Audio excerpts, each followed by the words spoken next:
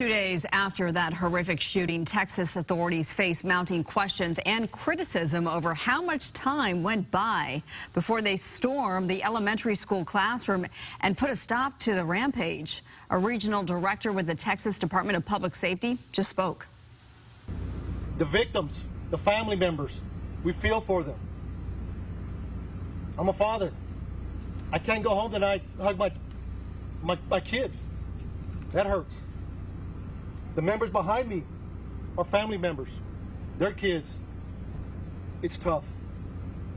It's tough, it's hard, but that gives us the motivation to move on, to do good work for Uvalde, Texas.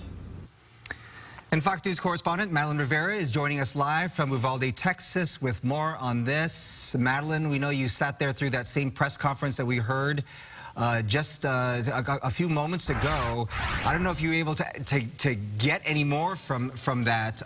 Lots of questions about the timeline, and we know that there's some frustration among parents as to whether or not police waited an hour before engaging with the suspects. What have we learned?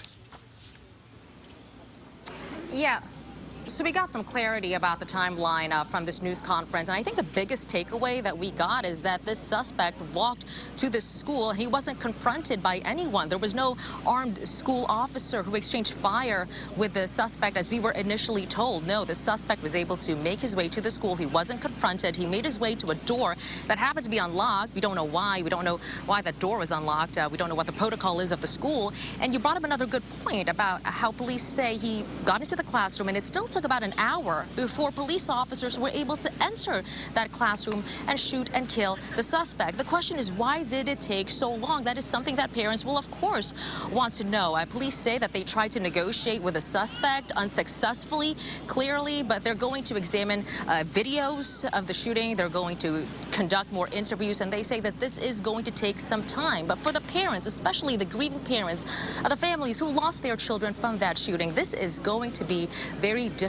for them. You've seen the video online of parents desperate, telling officers to enter the school. You've seen that video circulating online as the shooting was taking place. You can hear the desperation in their voices, and I'm sure the news conference that happened today not giving them any more comfort, only raising frustrations, I'm sure, Bob.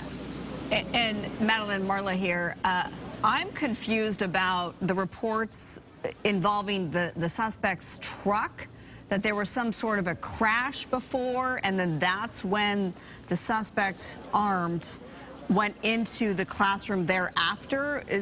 Can you clarify with that? So those facts haven't changed. So what police have said is that this all began with a shooting that happened at the suspect's grandmother's house, that he shot his grandmother in the face, allegedly, made his way to his grandmother's truck, which he then drove and crashed near the elementary school, and from there he made his way to the school. So those facts haven't changed. We did hear from police who did the news conference earlier today that the suspect did exchange or shot at two people by the funeral home near the elementary school, and then he made his way to the school again without confronting anyone. No armed school officer who we were told were there and exchanged fire with a suspect. So a lot of questions here, Marla. And back to that 40 to 60-minute wait time before any of those police officers engaged with the suspect. This official there seemed to confirm that it had been an entire hour before anyone came in and engaged with the suspect, right? So are they responding to that? Like, they also said something about the gunfire. Most of the gunfire happened in the beginning when he first entered the building. Yes, so he did say that majority of the gunfire happened within the first few minutes of this incident happening. And, you know, they were asked questions about why it took so long. They didn't deny that it took about 60 minutes before they actually entered the classroom. But when it came to answering why it took so long, they didn't take those questions, or rather they didn't give an answer to those questions. And it is something that they said that they are going to look into, and I'm sure they're going to continue being pressed on this because, again, when these families, they're looking for accountability. They're looking for answers on top of they're already grieving the losses of their children. It is just an unimaginable situation that they are in right now, Bob. Yeah.